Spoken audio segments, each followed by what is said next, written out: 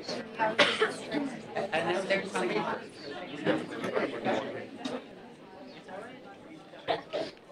I what were you teaching about?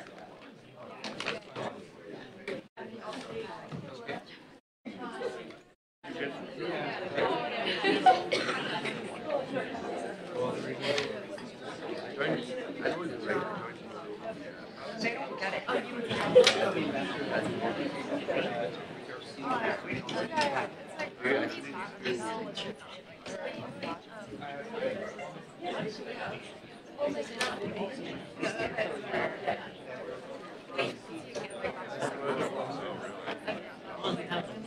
We're very happy.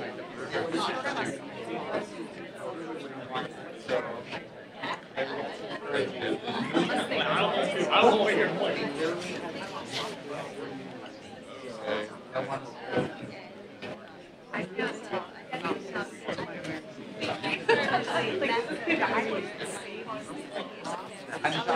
I knew from our dinner, which was so great.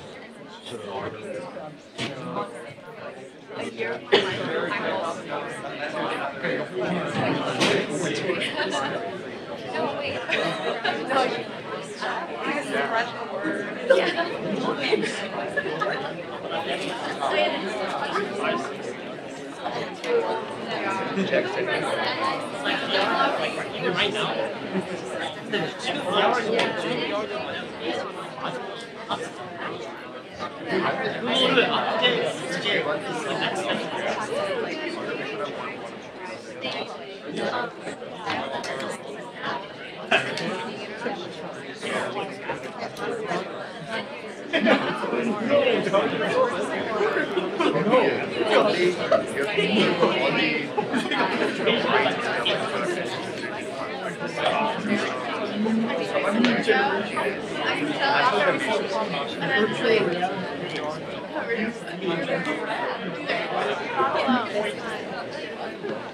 I like how we really were doing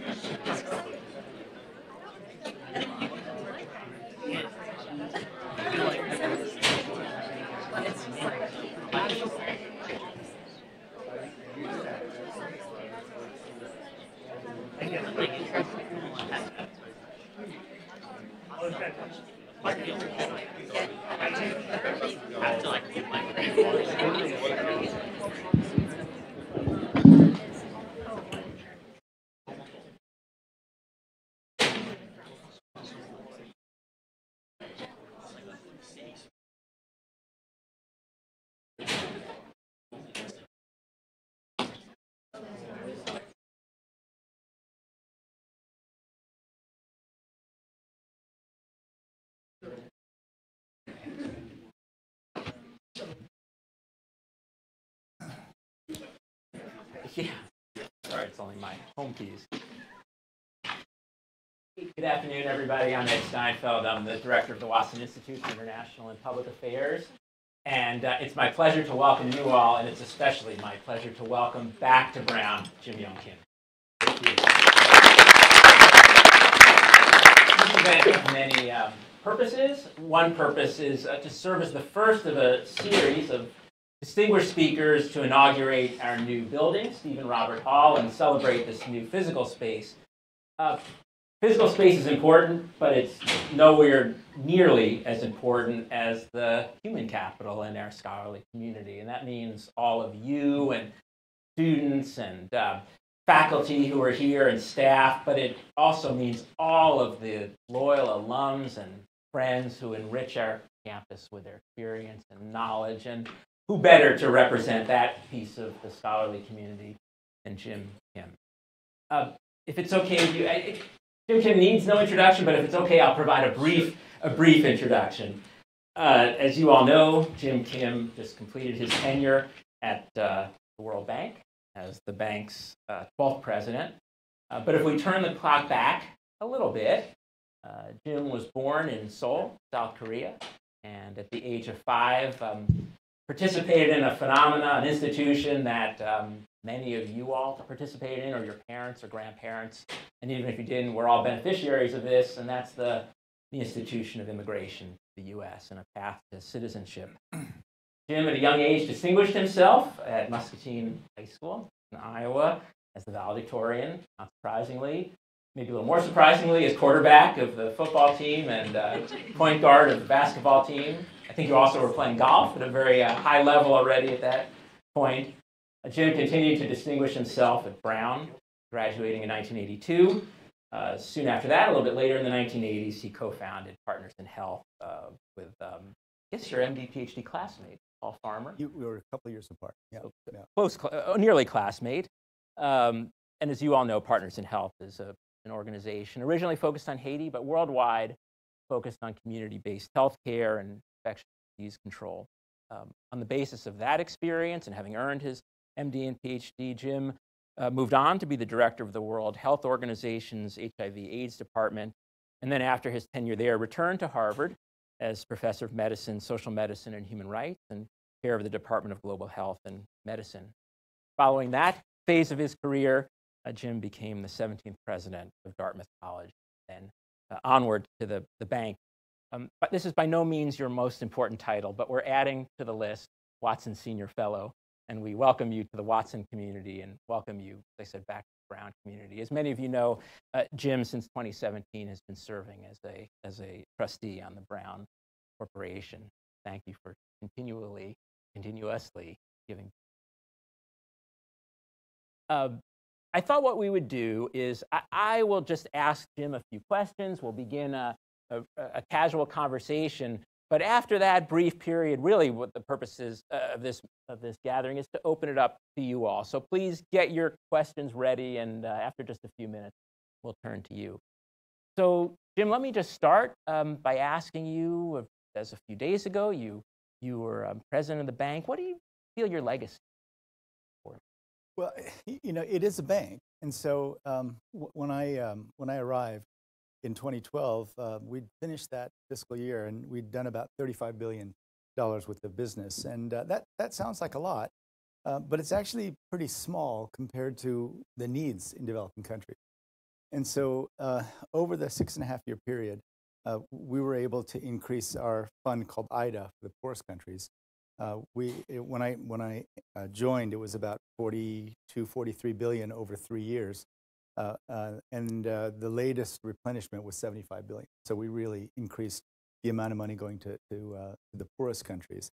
But I think the biggest thing that happened was that we received more capital.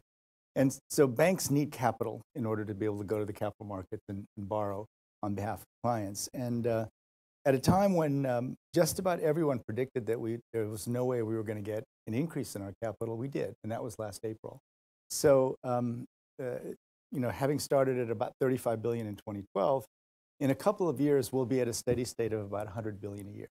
So the increasing the capital was the thing that I think, how should I put it? It's the thing that won't go away, and it's the thing that is going to put the World Bank Group on a very different footing in terms of its ability to respond to the various crises in the world. And so among the things that changed during the time that I was there, the first was we became much more involved in climate change related activity. We are now by far the largest provider, and I say we still, I should say they, but the World Bank Group became the largest funder of climate change related activities in developing countries by far. And it was just maybe a month ago that the bank announced that there would be 200 billion for climate change over the next 5 years, which is just an enormous increase in the amount of funding available. So that, but also, we became involved in refugee issues, and we became involved in refugee issues not because we are a refugee-focused organization. We're not. There's the High Commissioner for Refugees. There are all the different relief organizations. But it became clear that in countries where there are refugees, the issues are not short-term, that there were some refugee camps that had been operating for 30 or 40 years. And so, in fact, it was Antonio Guterres, the current Secretary General of the United Nations, who really encouraged the World Bank Group to get involved. Because he's saying, we're mostly lawyers trying to deal with legal issues of refugees, but what they really need is development support, because these things are going on for such a long time. We got involved in pandemics, and it was just almost a freak accident that I happened to be an infectious disease doctor, watching the Ebola outbreak just explode in Liberia, Sierra Leone, and Guinea. And I called. You mentioned, my friend Paul Farmer. I called Paul. I said, Paul, what is going on? Because it had been going on for 8 months, and he was actually in the field. And he said, I have never seen this much virus in a community before. I don't know if we can stop it. I don't know if we can stop it from going to every corner of the earth. And so I dug into it. I said, so what's going on here? Why isn't anyone responding? And there was no good answer. It was just sort of, well, maybe it'll slow down. Maybe someone else will do something. And so we stepped up and made a pledge of $400 million.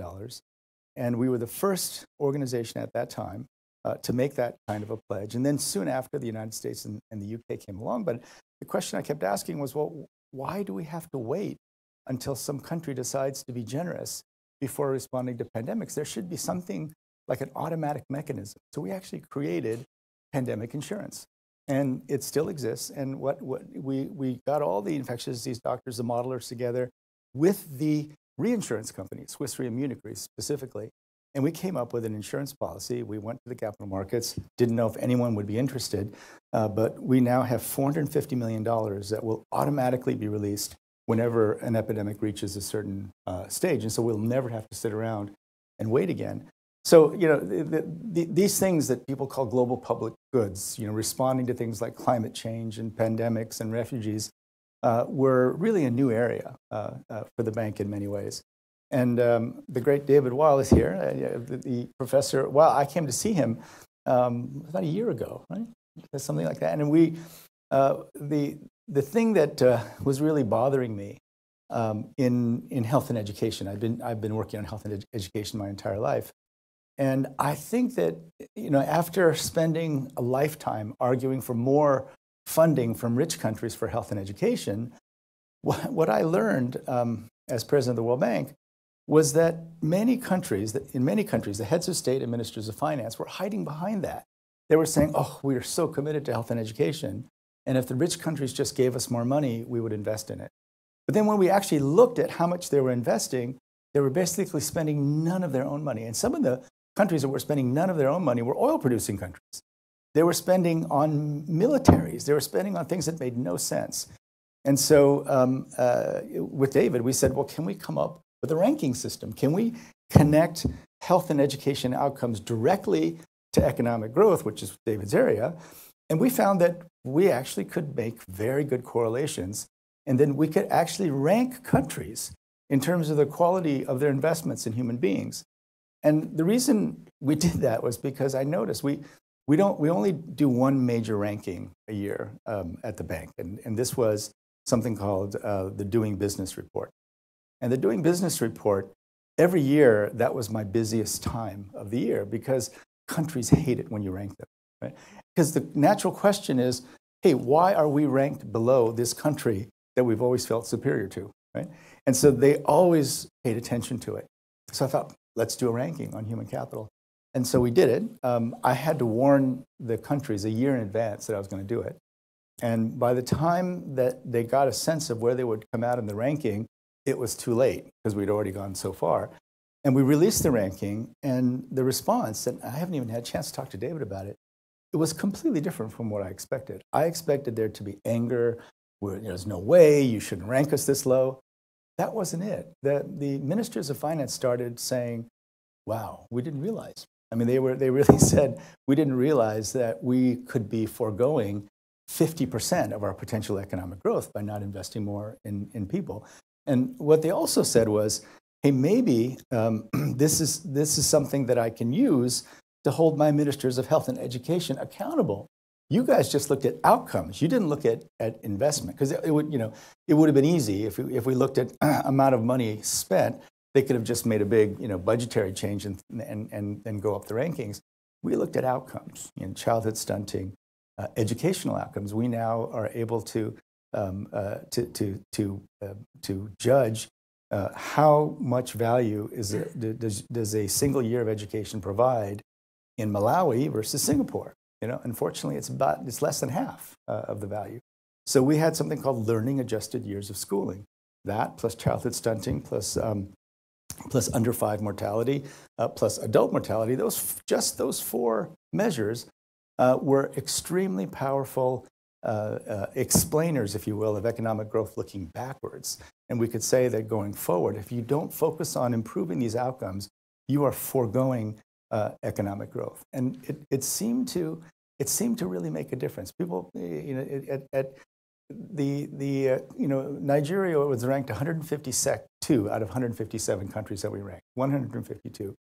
And I expected them to be very upset about it. But instead, the vice president, when they got the ranking, called a meeting of all the ministers and said, okay, this is a wake-up call for us. We have to invest more. We have to get better outcomes. We have to change the way we approach this investment in people. So those are the big things. But I think the issue that made me feel comfortable resigning from the World Bank Group was the fact that financially the bank was so much better off than it was when I came on board.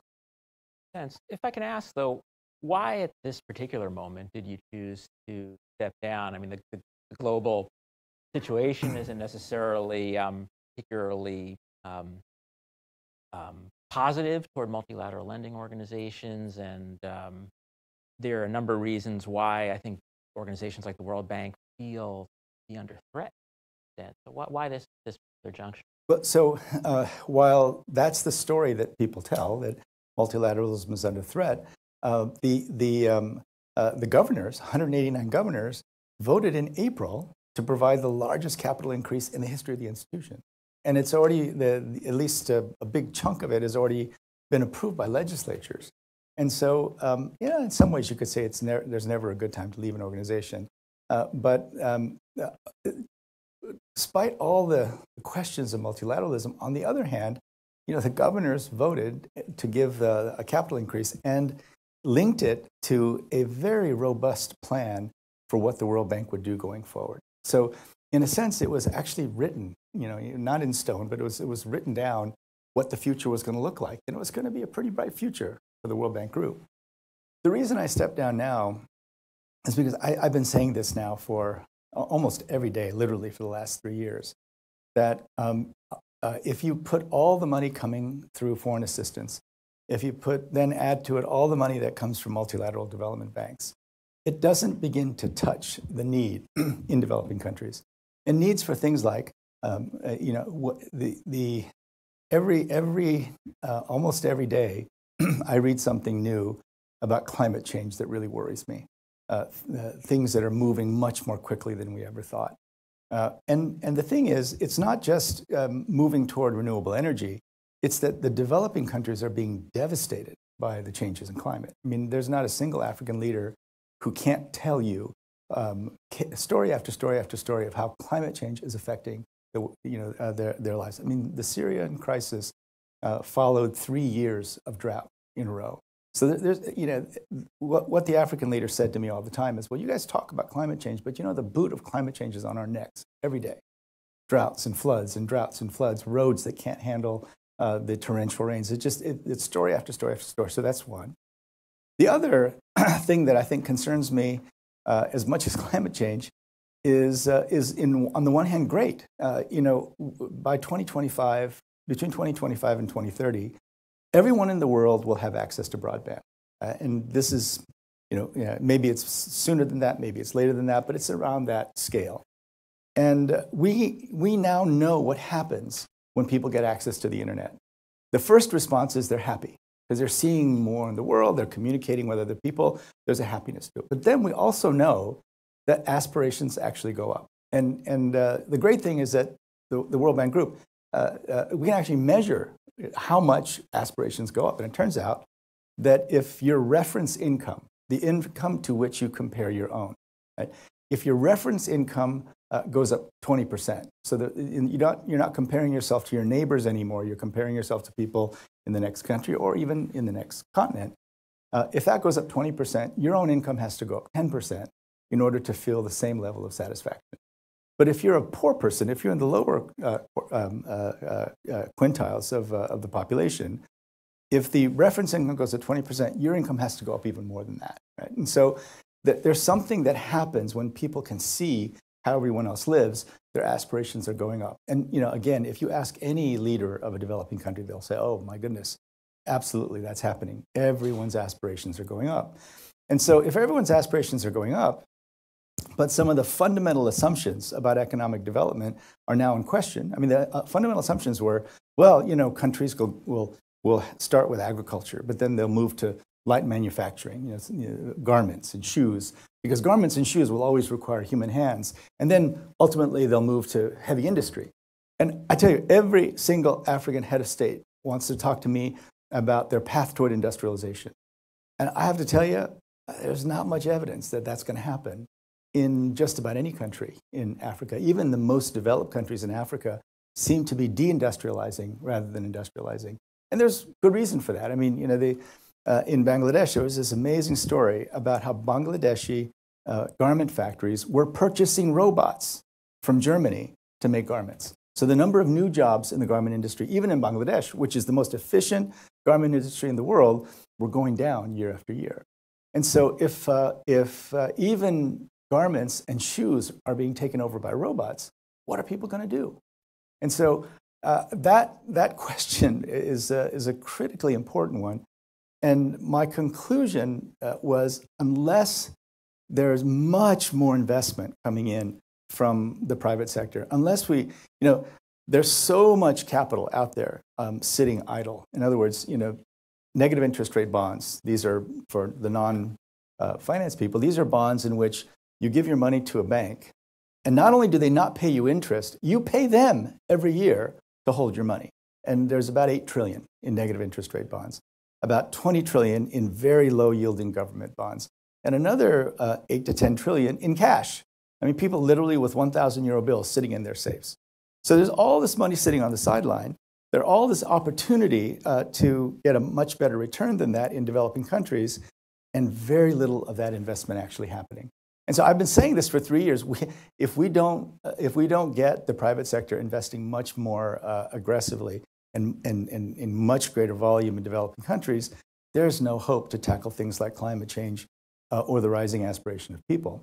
And so I just, out of the blue, I had this opportunity. The really one of the, if not the most successful infrastructure investment company in the world, that's run by a Nigerian man, a man who was born and went through high school in Nigeria, and had invested mostly in developed economies, in the so-called OECD economies, had just decided that he's going to make a major move into developing countries. And he was a friend of mine, and we met, we talked.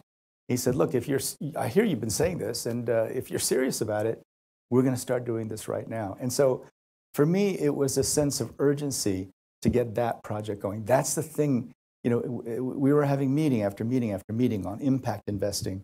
So many people were saying, well, we're really committed to environment, social governance, the so-called ESG concerns. We're going to bring it into our investing, but very little of it happening. So I thought to myself, look, we've grown the size of the World Bank. There's broad agreement on where the bank is supposed to go. And in my mind, the most urgent task was to start mobilizing this capital and moving it to developing countries. And so that's what I'm going to do. Makes sense. Along a similar vein, there's of course private capital to be mobilized, and there's a lot of sovereign as well. And my understanding is that when you served as president of the bank, you were open to thinking about working with China's Belt and Road Initiative and also doing projects with the Asian investment. Can you tell me more about how do you see big players like that moving forward in development, and how do you see these funds generally? What are the terms that they're operating on? What extent do they fit geopolitical ambitions? What should we make? So we'll tackle Belt and Road, but let's start with Norway. Right? So Norway, small country, about 5 million people, but incredibly generous in terms of their contribution to aid. Right? They give, maybe Sweden is highest per capita, but between Sweden and Norway, the highest amount of aid given per capita. They also have a $1 trillion or so sovereign wealth fund. And of course, Norway is an oil exporting country. And at the same time, they've made huge commitments to tackling climate change. So lots of complicated ideas, but it's an amazing place with wonderful people. And there's a conservative government now in Norway, but Erna Solberg has done so much around social issues. It's conservative. It would be a little different perspective from the U.S. What conservative might mean. But Prime Minister Solberg, made lots of commitments about how much of that sovereign wealth fund will be invested in, say, climate change-related activities. And what happens is that at the political level, they come to meetings that I host, and they make all kinds of very strong commitments and promises. But then when it gets down to the level of the investment committee of the Sovereign Wealth Fund, they ask all the same questions that they would ask of any investment. What's your return? What's the risk? Can you explain to me the nature of the risk that I'm taking to get this return? Gee, if I can get 15% in OECD countries, why would I take the risk of investing in emerging markets and you're only going to offer me 15% return, right? You need to offer me double that return for me to take the risk. And so it gets stopped at some level. Right? And so, there's so much of that capital. And the fact that they end up putting so much of it in very low yielding bonds, because they just don't want to take the risk of investing in emerging markets, is why this is going so slowly, right? And so the Belt and Road Initiative is one of the most ambitious initiatives ever announced. I mean, what they want to do in terms of building connectivity and infrastructure across the developing world, including Africa, was just enormously ambitious. And when I was at the World Bank Group, I believe that any country that professes to want to make those kinds of contributions, because there are member countries, we have to engage them. We have to understand what they're doing, and that when they're at the point of actually making those investments, we have to do whatever we can to make sure that those investments work out as positively as possible for the poor countries who are receiving those investments.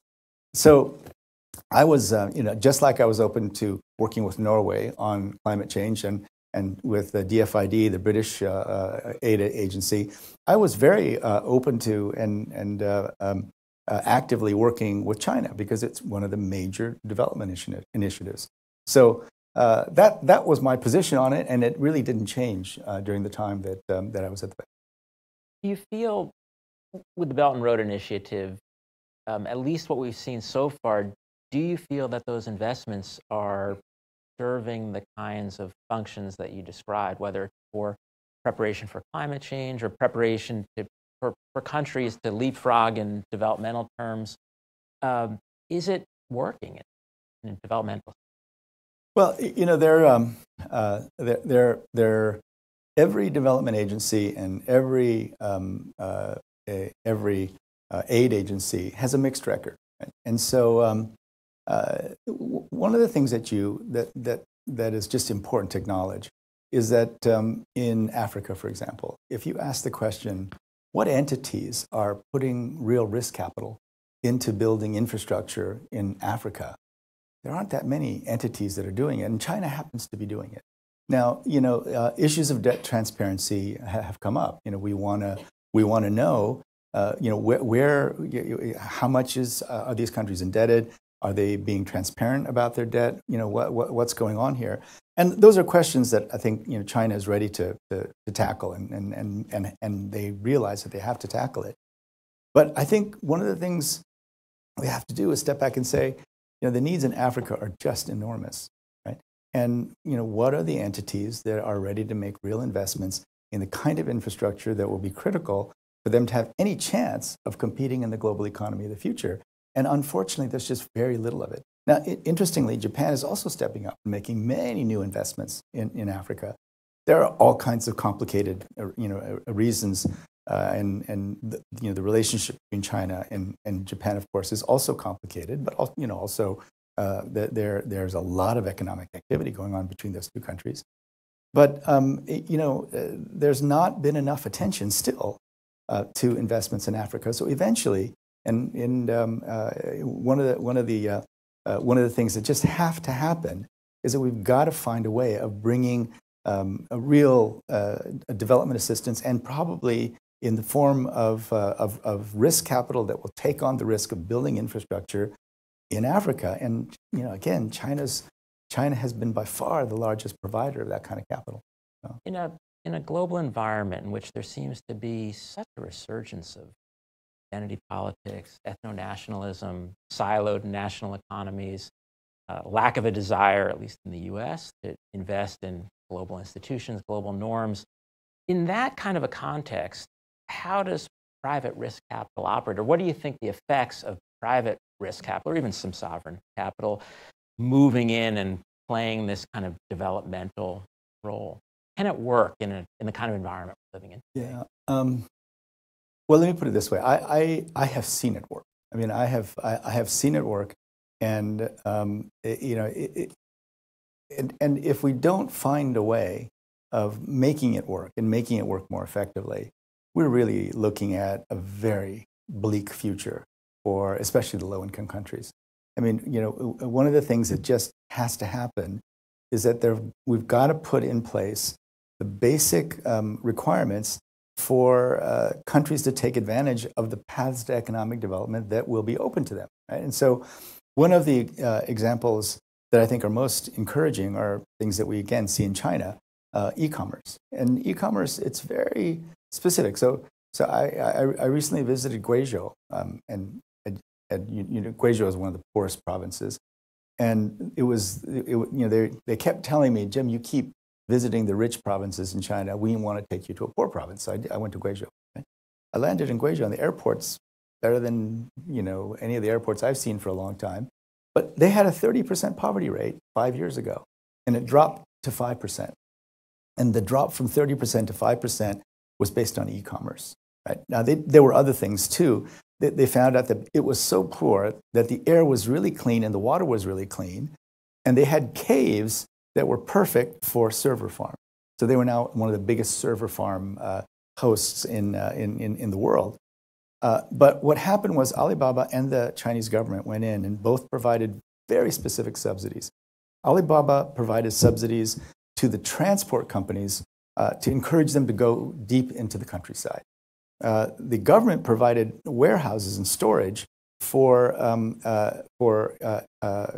e-commerce entrepreneurs to be able to bring in, for example, agricultural goods, store them, and then send them all over the world. So it also turned out that because Guizhou was so poor, the air and the earth, the water and the earth were very clean, and therefore the kiwis were very high quality. So they started selling kiwis all over the world, right? Especially in Europe. And you started seeing young people come back from the coasts where they were working in factories that were, by the way, becoming roboticized. They came back from the factories and started e-commerce businesses. And one family, and we did a feature on them on the World Bank Group website. They'd been making 2,000 to 3,000 renminbi per month. And they went from that income to 30,000 renminbi per month, employed their whole family, and they were kiwi exporters. And all they did, their part of the value chain was collecting the kiwis from the farmers, packaging them, and then sending them.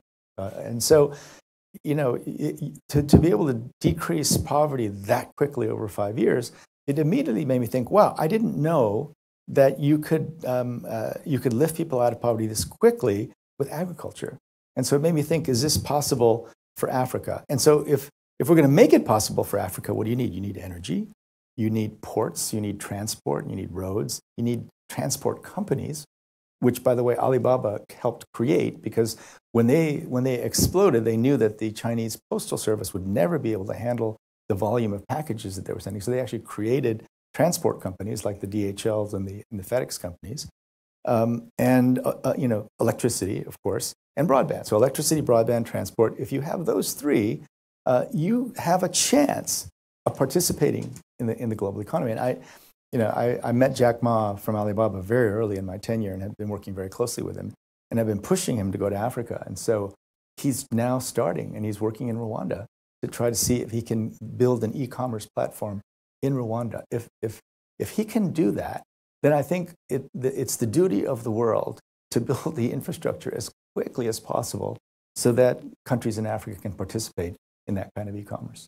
So in other words, what I'm saying is, how is that infrastructure going to be built? Right? It is not going to be built with aid. There's not anywhere near enough aid in the world. But for things like energy and ports and broadband, those things can be done on a commercial basis. In other words, there's enough revenue so that people will be attracted and bring capital because there's revenue. And in that case, if you can make it work and they can participate in e-commerce, then they have a chance of actually starting businesses, participating in the global economy, having enough tax revenue then to pay for health and education and start that positive cycle.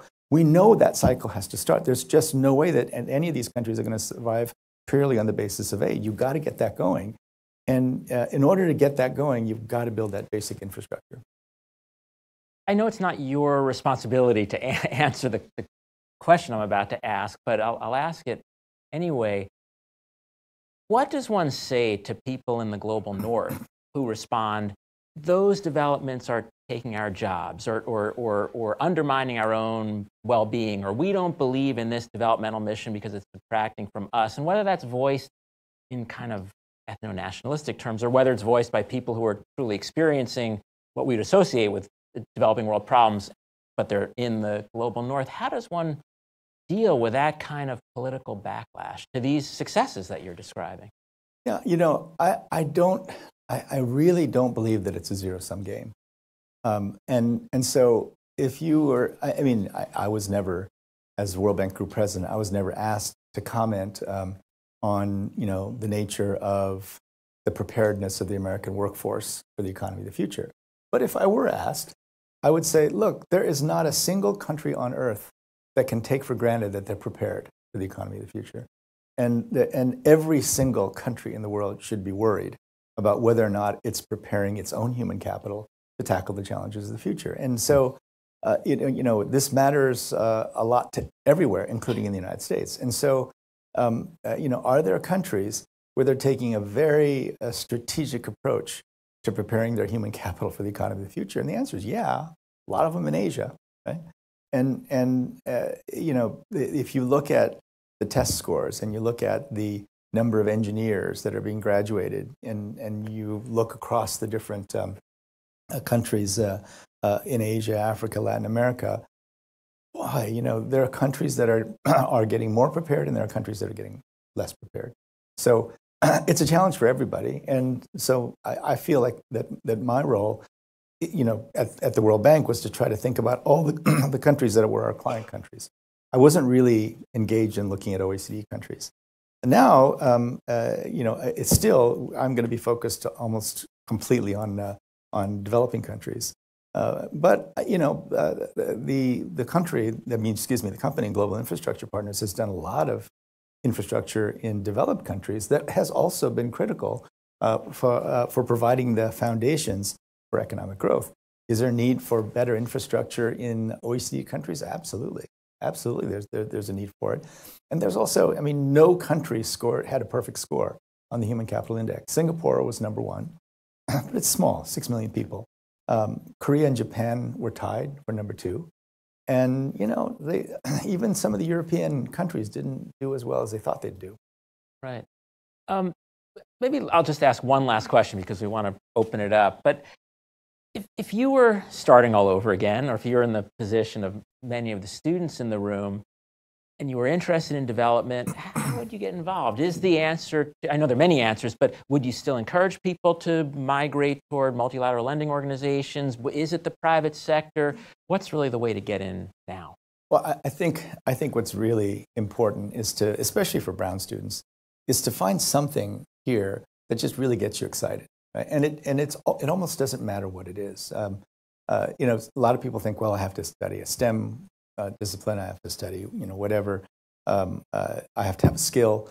But, you know, every single job I've ever had, in every single organization I've ever had, or I've ever been in, has needed people who are better thinkers and writers. Right? I mean, I've never been in a place where we'd say, oh, we got too many good writers. Never. It's always, we don't have enough people who can write a great sentence, who can do a great thoughtful analysis of you know, of a complex social or political problem, right? And so it almost doesn't matter what you do. And then once you leave here, I think it's important to get some experiences with just great institutions. And again, I think it doesn't matter what they are. It can be a financial institution, it can be a startup, it can be a university, you know, whatever it is. Expose yourself to things that are constantly challenging. I mean, I guess, you know, my whole career, if you wanted to characterize it in briefly, it would be, I said yes to things that nobody thought I could actually do, right? And in taking on these seemingly impossible projects, it was very intense during the time of taking them on, but you feel like you're drowning for a while, but then you sort of get your nose above water, and then when you get your head above water, right, you actually then understand how much you've learned. Right? So, you know, when you're coming out of Brown, I just think there's hardly anything that you can't tackle. And so, expose yourself to great people, great thinkers, great institutions, difficult problems, and then over time, who knows how institutions will develop? I mean, you know, the World Bank today is different from the World Bank that I inherited, which was different from the World Bank that Bob Zoellick inherited. Things and institutions change all the time. If you destroy multilateral institutions, you'll have to quickly build them up again because they play absolutely critical roles. I mean, if nothing else, they're places where people can talk to each other. I mean, the convening power of even the most inefficient multilateral organization is so important that if they didn't exist, you'd have to invent them. Or another way to say it is somebody's going to be rebuilding those institutions. Somebody will be, and they will build them in places, you know, other than here. Yeah. Thank you. Well, we want to open it up. I'd like to open it up now. For those of you who have questions, please make your way to. Please go to the microphone so that everybody can hear you. You're welcome to line up behind the microphones if you don't mind. We'll just start. Yeah, Jazz. And if you could please just briefly introduce yourself. Hi, Jazz Alawali at Med School of Public Health. So a little bit of a quirky question, just because we have a mutual friend, Mark Rosenberg, says hi. You talked about, to students, affiliate yourself with great institutions, so on and so forth. Tell us a little bit about, because Mark was telling me that sort of you, him, Paul Farmer, and I think Howard Hyatt and a few others sort of, collected together early in your life, because it was after Brown and then your MD, PhD program. You obviously connected with sort of great thinkers and people who ended up doing really cool things. Say a little bit about the role of peers at that early stage in your life. So, Mark, just to give you a little back, Mark is the one who made violence a public health issue, right? And in the process of, he started saying that that gun-related violence is a public health issue, right? And he was so hated by certain factions of people that he lost his job, right? And so Mark's been an extremely close friend. We worked together on a huge project. And he was a visionary, and he was courageous. He took on really difficult opponents. And I still am in close touch with him today. So Paul Farmer, I'm in touch with him all the time. We're going to continue to work together. I'm going back on the board of Partners in Health. And so people like Howard Hyatt, Paul Farmer, Mark Rosenberg, these people, and Ophelia Dahl, these are people who I've worked with for 30 years.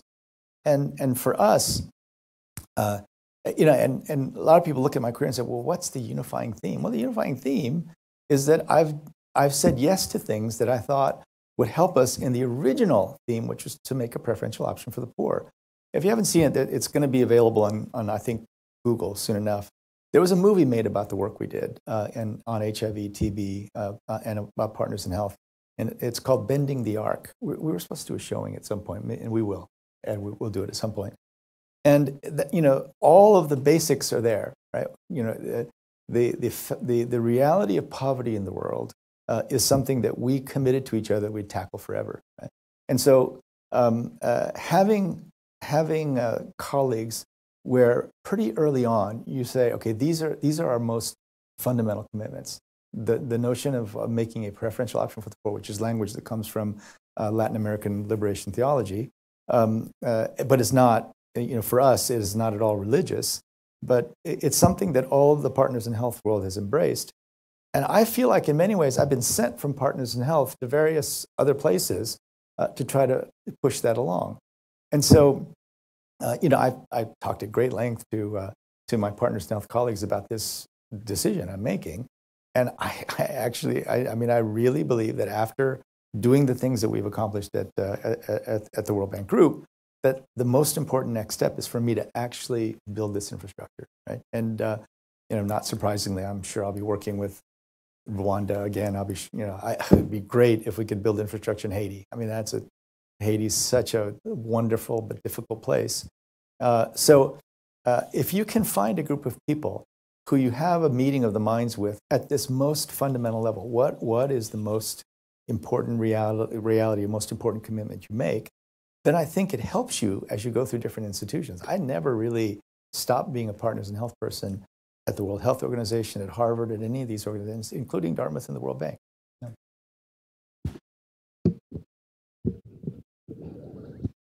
Hi, I'm Wendy. I'm also from Seoul, South Korea, and I'm a junior studying political science. I just have a question regarding the agenda setting or decision makings of the World Bank. So I am aware that the World Bank currently runs under a weighted voting system. And the US is definitely one of its greatest contributors and the only country that actually has a veto power to veto decisions made in the World Bank. So just in terms of when you're deciding which development projects or which lending projects the World Bank is going to proceed, I was wondering how big is the influence of the US in these decision-making processes? Because I also feel like local voices or local opinions are pretty crucial when you're trying to proceed into a project. Like, for instance, I think you mentioned something about developing an e-commerce in Rwanda. Like, the Rwandan government might not necessarily want to prioritize that issue just because in general, most of the input that comes in development issues, personally for me, I feel like comes from the global north. And some of these concepts or like these ideology might not necessarily be something familiar to the developing nations.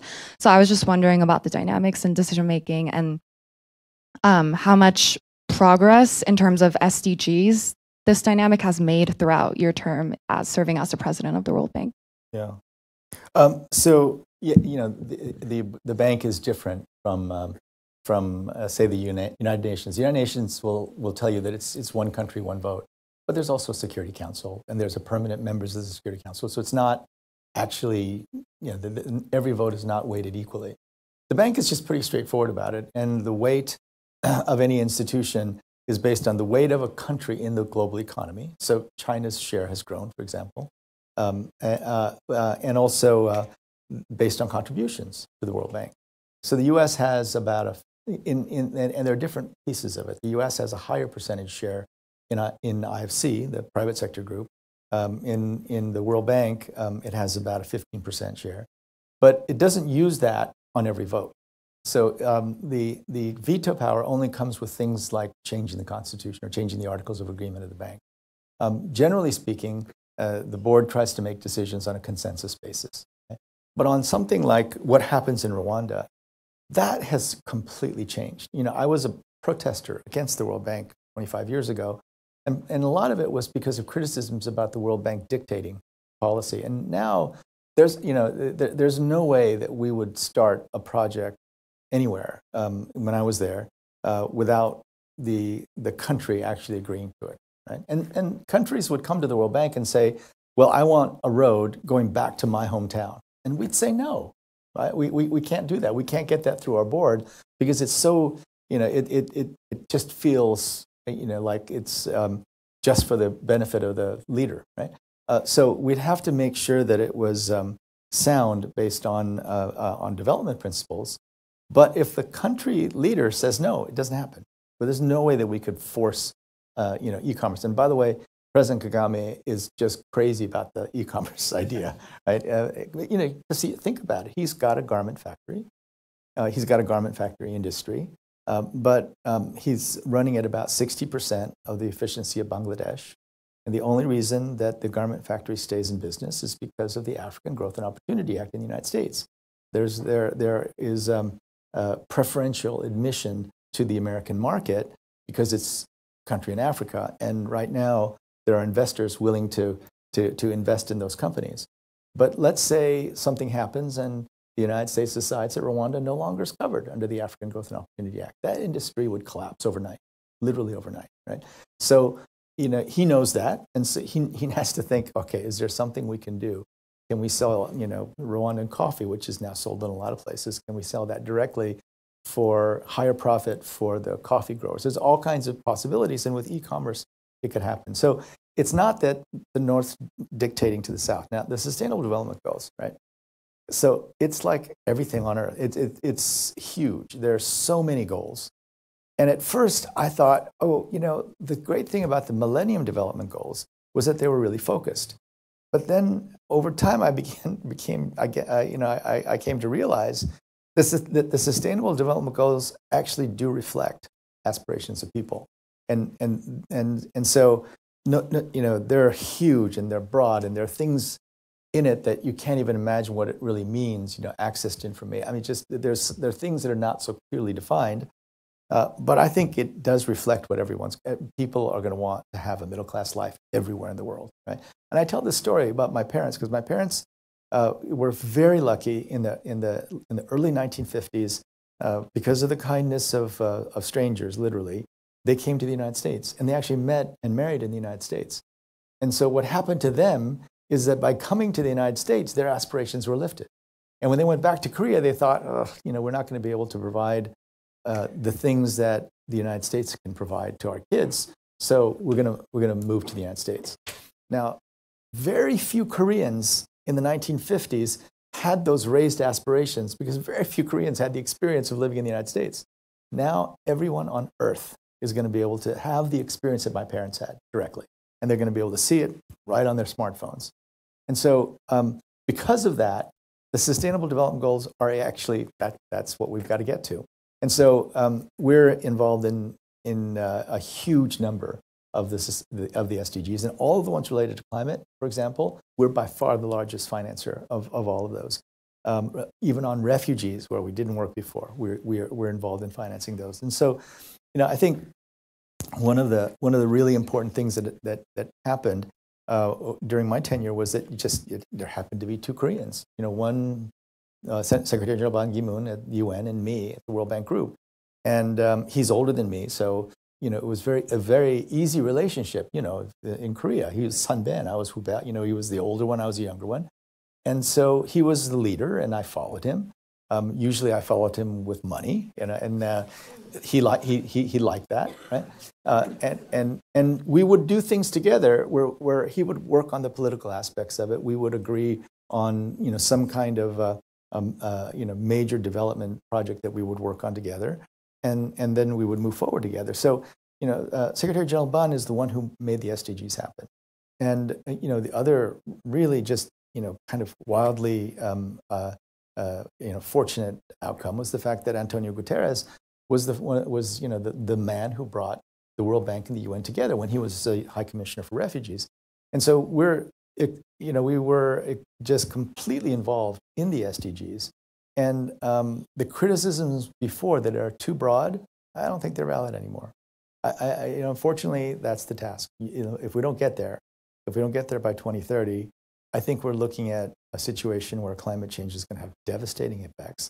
And I think we're also looking at a situation where there's going to be a lot of unrest because people are going to expect more, they're going to want more without opportunity. Do you think that coincidence of like-minded leaders, can it happen now in this current context, a particular administration in the US, but mirrored to some extent in other parts of the world, with the appointment of a new World Bank president at this moment? Can that coincidence that you just described happen? Well, I hope so. I mean, the process. I mean, when I was a candidate, I had to run against two other candidates. We'll see what happens this time. But as I said before, the governors, all 189 governors, agreed to a capital increase and agreed to a program for that capital increase. So the program is there. It has to happen. And whatever you think before you take the seat of being president of the World Bank Group, once you're in that seat, you understand very quickly that you've got to make peace with 189 member countries. And I think your perspective changes once you do take that seat. Question over here. I'm Kushagar. I'm an undergrad studying computer science and economics. My question is, in your experience, what change have you witnessed in India over the past decade, say, and where do you see their position in the global economy and geopolitically moving forward in the future? So I mean, I had a very close working relationship with Prime Minister Modi, and we worked on a number of things. For example, he is extremely ambitious in terms of converting some of their energy to solar. Yeah, and we worked with him on that. He was very focused on improving the business environment to bring in more private sector finance. He was extremely focused on sanitation, and so Swachh Bharat was, and I think a huge percentage of the problem of childhood stunting in India is related to sanitation as opposed to nutrition. I mean, Indian nutritional status is relatively high compared to some countries that have lower childhood stunting rates. So I think sanitation is really important. I was pretty blunt about the problem of childhood stunting. 38% childhood stunting, and for those of you who don't know, I mean, childhood stunting is having children who are 2 standard deviations below height for age, and below height for age is much more important than below weight for age. Weight can vary, and the studies now show that childhood stunting has just a huge impact. The number of neuronal connections you're making during the time that you're growing is huge. And David taught us that childhood stunting is probably a huge proportion of the impact of health on economic growth over time. And so I told them that this is a major issue for you guys. I mean, if 38% of this generation is unable to compete in the digital economy, what are they going to do? And what are you going to do with them? So I think in many ways, from an economic perspective, I think Prime Minister Modi changing the business environment was very important. Things like the goods and services tax, right? It used to be that Indian trucks had to stop at every border of every state, and sometimes took days to pay the taxes. Now you go from one end to the other and you pay at the end. that is revolutionary. I mean, for people who've ever done business in India, knowing that you have to do that was just killing commerce. So some of those changes were really, really important. But I think the human capital issue is the major one for India. Will there always be low-skilled jobs that the adults who are stunted as children will be able to do? I'm not sure. I mean, I don't know where automation and robotics is going. So I think the focus on sanitation is a good start, but they're going to really have to figure out how to improve health and education outcomes across the board. Thanks. My name is Dana. I'm a freshman. Excuse me? And I'm studying environmental science. Great. Yep. I wanted to ask, you mentioned the sort of 200 million that was set aside to fight... 200 billion. Billion, sorry. That was set aside to combat anthropogene and climate change. So I kind of wanted to ask, given that climate change is disproportionately affecting countries who are least prepared, but more importantly, contribute the least, how do you think we can be cognizant of environmental justice and investing equitably? And do you think this creates an opportunity to sort of galvanize ESG investments, which, as you mentioned, lack? So, and again, this is one of the primary reasons that I resigned from the World Bank Group, because I just didn't feel that this was happening. As a person who studied at Brown and did a Ph.D. in anthropology, and who has read more, Marx and Lenin than probably any of you have or ever will, right? When you are faced with something like climate change, you have to ask yourself, what are the forces in the world that are powerful enough to drive a complete change in the way we think about energy, or a complete change in the way we think about building infrastructure so that it's climate resilient?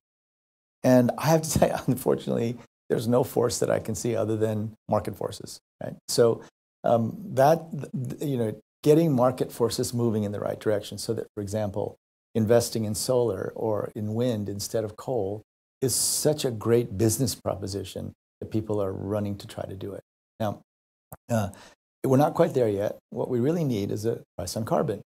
But I don't think we're going to get a price on carbon until something happens that's so bad that it scares the leaders for long enough to make the decision that there will be a global price on carbon. Right? Now, there's a lot of interesting things happening at the state level. There are things that are happening, in like the Nordic countries. I mean, Sweden has shown that you can completely uncouple economic growth from carbon emission and still have robust economic growth.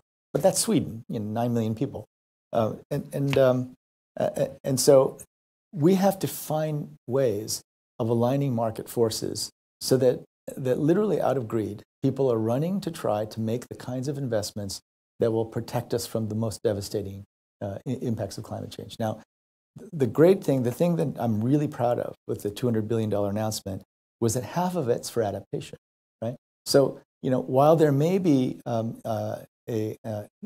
interest in mitigation, because everyone cares about mitigation. Reducing carbon is something that affects everybody. Helping poor countries adapt to climate change is not something that affects everybody. We're very proud that half of it was for adaptation. It's the largest amount ever committed for climate change adaptation. But that's the great challenge of our time. Can we align market forces so that we are, that everyone is going crazy, that every student at Brown wants to figure out how to make carbon capture work, because if they do that, they're going to become billionaires. Or, and it's not quite there. We're not there. So I'm waiting for that moment where something so devastating happens that people are looking around saying, "Oh my God, this is terrible. What do we need to do?" And the first answer is price on carbon. So I was host of the Carbon Pricing Leadership Coalition. We started this in my second year, and it still goes on, right? And a lot of good talk, but not much action. And ESG for everybody is investing that abides by principles that are environmentally sound, socially conscious, and that are focused on good governance. ESG. And there are so many people talking about ESG and impact investing, and so little investing actually happening, right? And again, we're hoping we can change that. First of all, thank you so much for coming in to speak with us today. My name is Jeremy, and I'm a junior studying history and philosophy. And I'm also a first-generation immigrant from Seoul, so I look up to you in many ways. Thank you. I look up to you for studying history and philosophy. That's great. Yeah. Thank you. Professor Steinfeld briefly mentioned this just now, but as you of course already know, President Trump just yesterday nominated David Malpass to be a replacement as the next president of the World Bank. And in the past, Undersecretary Malpass has been a vocal critic of the World Bank's expansion.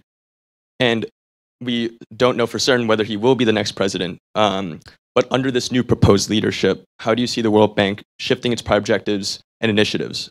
Do you think the fiscal footing that you've been able to establish during your term may be vulnerable to this leadership transition? Well, I know David well, and in fact, David was critical in us getting the capital increase, which I think he's been saying that. We would not have gotten the capital increase if David had not advocated for it, right? So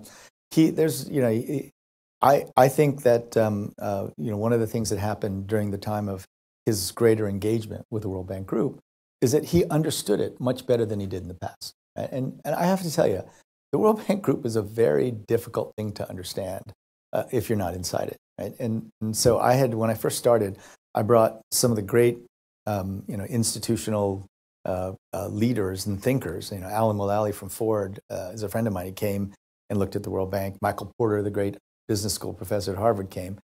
And every single one of them said, oh my God, this is the most complicated institution I have ever seen. You guys do public sector, you guys do private sector, you do equity investments, you do debt, you do transport, health, education. How can anyone keep your head around the whole thing? So, I don't know who will be the next president of the World Bank. I mean, what they've said, what the board has said is that there will be an open and transparent process, and anyone can nominate any candidate. But David was also part of the process of embracing the new direction for the World Bank Group that was part of the conditions of giving us a capital increase. And he was also, part of the group that endorsed all the long-term, strategy work that we'd already done. So I don't know. I don't know what the result of the election will be. You can't. Again, as I said earlier, there's a huge difference in what you think the World Bank is from the outside.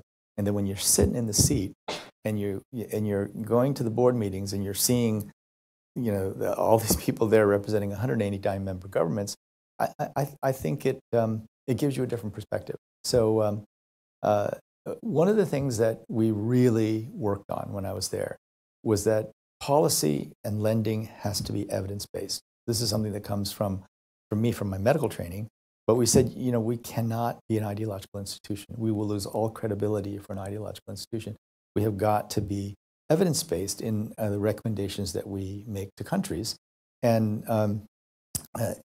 so I think it should be much more difficult, to go backwards and become more ideological. I think the commitment to being evidence-based is very strong on the board. Hi, I'm Ryan. I'm a freshman. So if the goal, as you mentioned earlier, is to provide everyone in the world with broadband access by 2030, I wanted to ask you, what percentage of that do you think will be a result of national projects versus contributions from the projects like Google and Facebook to do the same thing? And if you could also touch on what it really means for everyone in the world to have access to broadband in terms of devices. Does that mean people are going to mostly be accessing through libraries and schools and other public access points, or does that mean providing everyone with a personal computer? Yeah, that is a great question. And what is your major and your name? My name is Ryan. I'm studying a little bit of everything. So Okay, we'll see. so you may be one of the people who figure that out later, because I don't really know which direction it'll go. I tell you, I think that there have been some good and bad experiences with private companies providing internet access, and some of the bad experiences were companies that said, we'll give you free access, but only to the websites that we want you to have access to. And some of the bad experiences from the public sector side are governments that say, we want to control access to every communication outlet. So there are certain countries, and I can tell you which ones are later, not publicly, but there are certain countries that believe that they want to control telecommunications because they're worried about what their citizens are saying, right?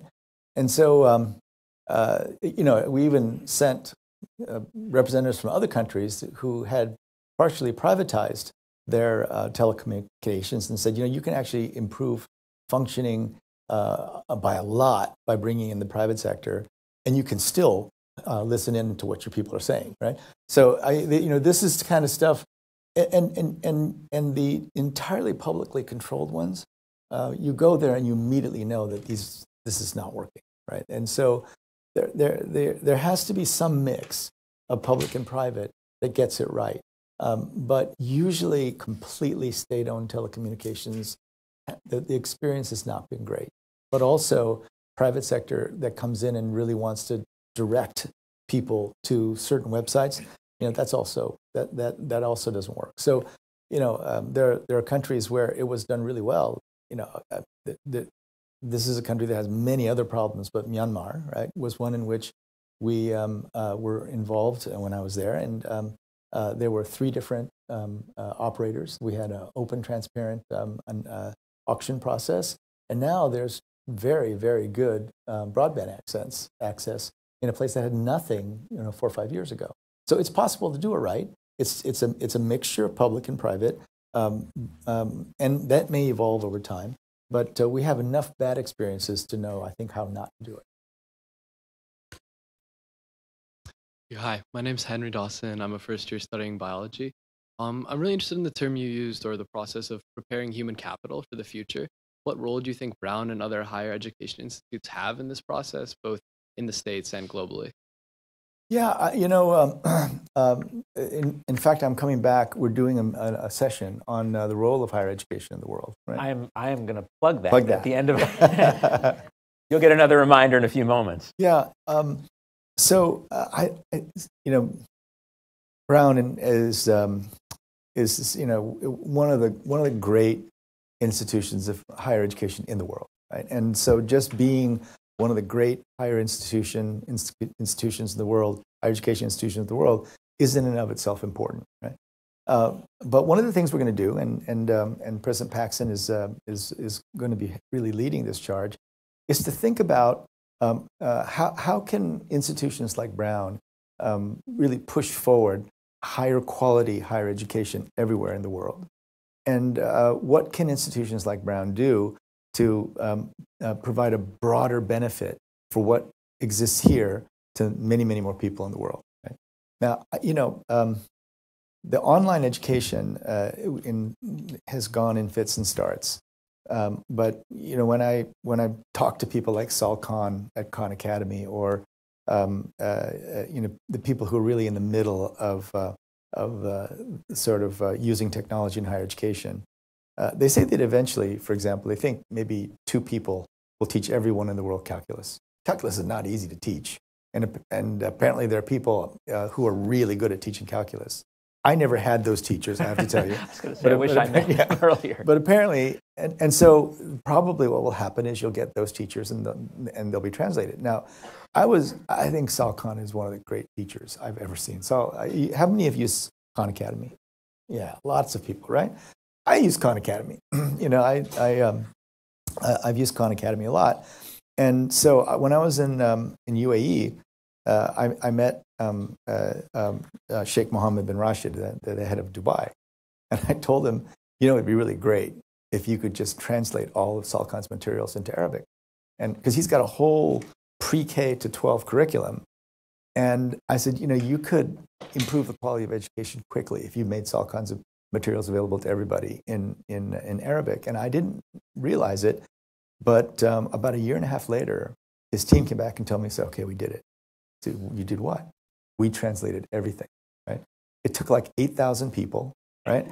They felt like they were going against this crazy deadline, but they translated it all into Arabic. And now it's being used and if solve such simple stuff, writing on a piece of paper with a voiceover, you can translate it and it can be pretty effective, right? And so they did that, right? So I I've been out of higher education long enough that I don't want to make any presumptions. And you know, in preparing for this conference that's coming up, I'm looking at a lot of things. But I think that technology in education could have an absolutely transformative impact. Right?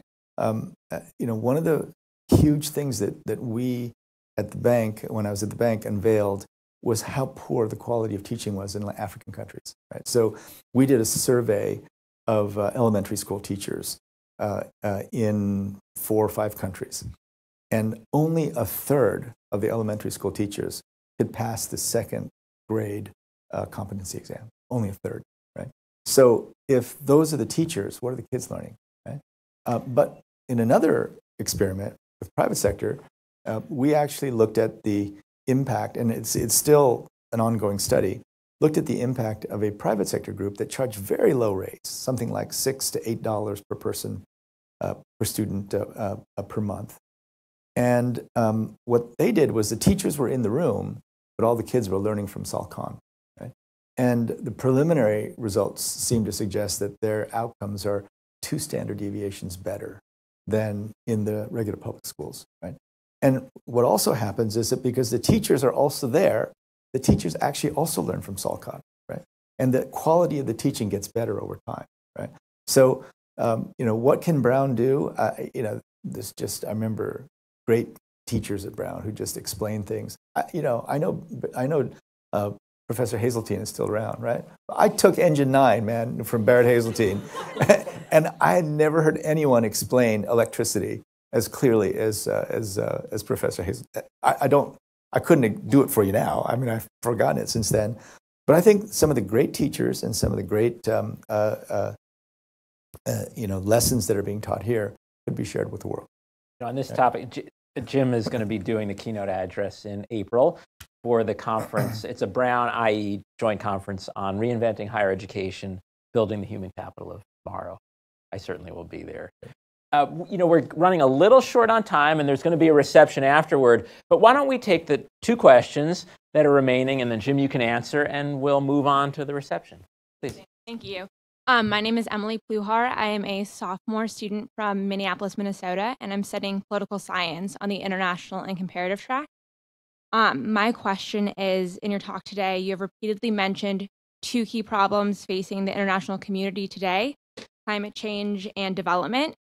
These goals are often seen as being in conflict with one another, with developing countries saying that they need access to the same methods and opportunities that countries that developed years ago used, which can often be harmful to the environment, and large countries saying that everyone needs to contribute to the climate mission regardless of development status, which can push developmental goals to the back burner.